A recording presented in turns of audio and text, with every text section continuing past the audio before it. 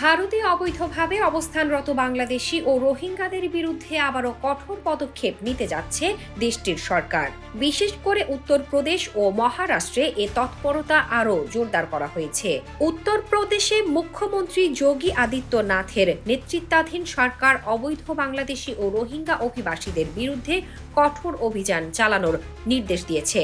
সরকারের দাবি, জাতীয় নিরাপত্তা ও আইন শৃঙ্খলা রক্ষার স্বার্থে এই অভিযান অপরিহার্য। অবৈধ অনুপ্রবেশকে সীমান্ত নিরাপত্তা ও দেশের অভ্যন্তরীণ শান্তির জন্য বড় হুমকি হিসেবে বিবেচনা করা হচ্ছে। সরকার জানিয়েছে, পশ্চিমবঙ্গে SIR অভিযান শুরু হওয়ার পর বহু অনুপ্রবেশকারী অন্যান্য রাজ্যে ছড়িয়ে পড়েছে। এ কারণেই এবার আরও কঠোর নজরদারি, শনাক্তকরণ ও অভিযান পরিচালিত হচ্ছে। 6 ডিসেম্বর দ্য ইন্ডিয়ান এক্সপ্রেস এর এক প্রতিবেদন অনুযায়ী এটি কোনো আকস্মিক সিদ্ধান্ত নয়, বরং দীর্ঘমেয়াদে নিরাপত্তা জোরদারের অংশ হিসেবে পরিকল্পিত উদ্যোগ।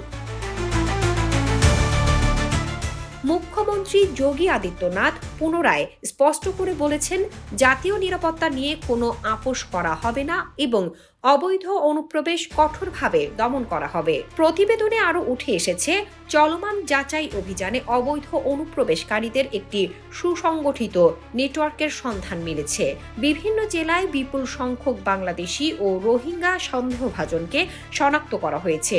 উত্তরপ্রদেশ ATS এর ধারাবাহিক অভিযানে বহু রোহিঙ্গা গ্রেপ্তার হওয়ায় ওই নেটওয়ার্কের পরিধি আরও পরিষ্কার হয়েছে।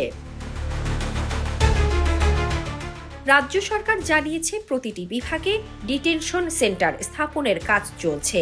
আইনগত প্রক্রিয়া শেষ না হওয়া পর্যন্ত আটক ব্যক্তিদের এসব কেন্দ্রে রাখা হবে। FRRO এর সঙ্গে সমন্বয় বাড়ানো হয়েছে এবং প্রতিদিনের অগ্রগতি হোম ডিপার্টমেন্টে পাঠাতে জেলা প্রশাসকদের নির্দেশ দেওয়া হয়েছে।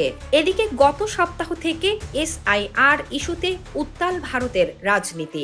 অভিযোগ উঠেছে, অভিযানে উদ্ধার হওয়া বহু ভোটার আইডি কার্ডই ভুয়া। কারণ যাদের কার্ড উদ্ধার হয়েছে তাদের অনেকেই জানিয়েছেন তাদের আসল আইডি কার্ড এখনো নিজেদের কাছেই রয়েছে।